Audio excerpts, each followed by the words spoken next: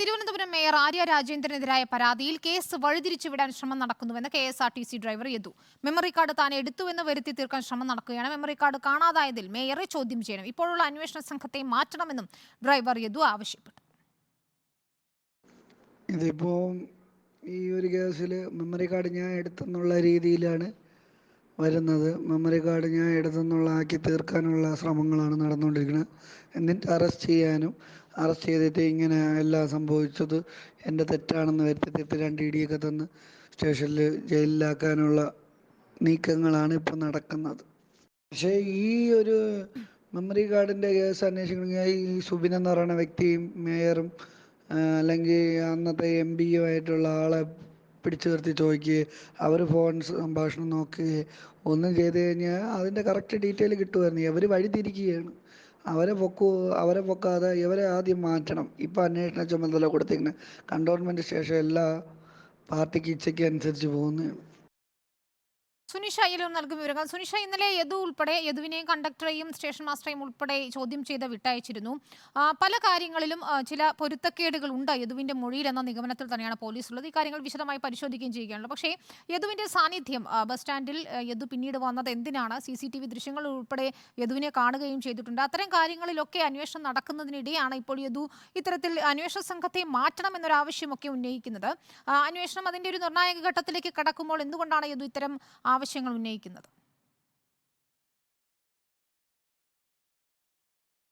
വിനീത, അങ്ങനെ തന്നെയാണ്. കഴിഞ്ഞ ദിവസമായിരുന്നു ഈ മെമ്മറി കാർഡ് കാണാതായ സംഭവത്തിലെ കേസുമായി ബന്ധപ്പെട്ട് യദുവിന്റെ അടക്കം മൊഴി രേഖപ്പെടുത്തുന്നത്. അതിന് പിന്നാലെയാണ് ചില മൊഴികളിൽ വൈരുദ്ധ്യമുണ്ട് എന്നും വീണ്ടും ചോദ്യം ചെയ്യേണ്ടി വരുമെന്നും ഈ മൊഴികൾ പരിശോധിച്ചതിന് ശേഷം വീണ്ടും ആവശ്യമെങ്കിൽ ചോദ്യം ചെയ്യുമെന്നതും പോലീസ് അന്വേഷണ സംഘം അറിയിക്കുകയും ചെയ്തത്. അതിന് പിന്നാലെയാണ് ഇപ്പോൾ യദുവിന്റെ ഒരു പ്രതികരണം വരുന്നത്. ഒരുപക്ഷെ തുടക്കം മുതൽ തന്നെ പോലീസിന്റെ അന്വേഷണത്തിൽ വിശ്വാസമില്ല എന്നത് തന്നെയായിരുന്നു യദുവിന്റെ വാദം. അതിന് പിന്നാലെയാണ് ഇപ്പോൾ മെമ്മറി കാർഡ് കാണാതായ വിഷയത്തിലും മനഃപൂർവ്വം പോലീസ് വഴിതിരിച്ചു വിടാനുള്ളൊരു ശ്രമം, കേസ് വഴിതിരിച്ചു വിടാനുള്ളൊരു ശ്രമം നടത്തുന്നു എന്നൊരു ആരോപണം യദു ഉന്നയിക്കുന്നത്. പ്രധാനമായും പറയുന്നത് മെമ്മറി കാർഡ് താൻ എടുത്തു എന്ന് വരുത്തി തീർക്കാനുള്ള ഒരു ശ്രമമാണ് പോലീസിന്റെ ഭാഗത്തു നിന്നും ഉണ്ടാകുന്നത് എന്നതാണ്. കഴിഞ്ഞ ദിവസം മൊഴിയെടുക്കാനായി വിളിച്ചപ്പോഴും തന്റെ ഭാഗത്താണ് തെറ്റ് എന്ന് വരുത്തി തീർക്കാൻ പോലീസിന്റെ ഭാഗത്തു നിന്നും ശ്രമം നടക്കുന്നു. പക്ഷേ മേയർ ഈ വിഷയവുമായി ബന്ധപ്പെട്ടുകൊണ്ട് മേയറെ ഒന്ന് ചോദ്യം ചെയ്യാനോ അല്ലെങ്കിൽ മേയർ നടത്തിയ ഫോൺ കോളുകൾ പരിശോധിക്കാനോ പോലും പോലീസ് എന്തുകൊണ്ട് തയ്യാറാകുന്നില്ല എന്നതാണ് യദു ചോദിക്കുകയും ചെയ്യുന്നത്. അതിന്റെ പശ്ചാത്തലത്തിലാണ് ഇപ്പോൾ അന്വേഷണ സംഘത്തിനെ അടക്കം മാറ്റണമെന്നൊരു ആവശ്യം കൂടി യദു മുന്നോട്ട് വയ്ക്കുന്നത്. ഏതായാലും